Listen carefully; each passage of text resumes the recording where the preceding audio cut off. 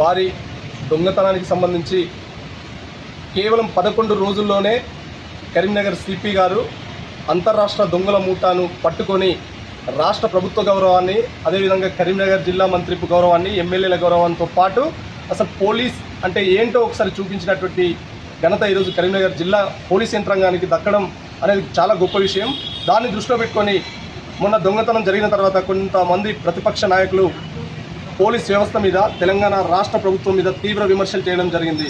కేవలం ఇంట్లో తప్పిపోయిన వస్తువును దొరకబట్టాలంటేనే ఒక వన్ డే పట్టేటువంటి పరిస్థితి ఉంటుంది. అలాంటిది అంతర్రాష్ట్ర దొంగల మూట దేశవ్యాప్తంగా 400 కేజీల బంగారాన్ని దొంగతనం చేసినటువంటి దొంగలను పట్టుకోవడం కోసం కరీంనగర్ పోలీస్ యంత్రాంగం నిజంగా 11 రోజుల్లోనే వాళ్ళందరినీ క్యాచ్ చేసి చట్టం ముందు నిలబెట్టడం అనేది చాలా గొప్ప విషయం అని మేమందరం కూడా జిల్లా కాంగ్రెస్ పార్టీ బీసీసీఎల్ పక్షాన, అదేవిధంగా మామూలు పౌరునిగా కూడా గర్విస్తున్నాం.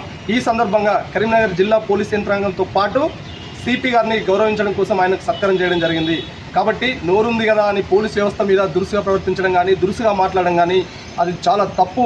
న్యాయ వ్యవస్థతో పాటు పోలీస్ వ్యవస్థ మీద కూడా ఒక పౌరులుగా, ముఖ్యంగా రాజకీయ నాయకులకు చాలా గౌరవంగా ఉండాల్సినటువంటి ఆవశ్యకత ఉంది.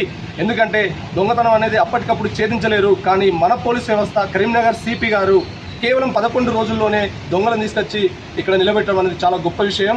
ఇందుకు మేమందరం కూడా పోలీస్ వ్యవస్థను, సిపి గారిని సన్మానించాలి.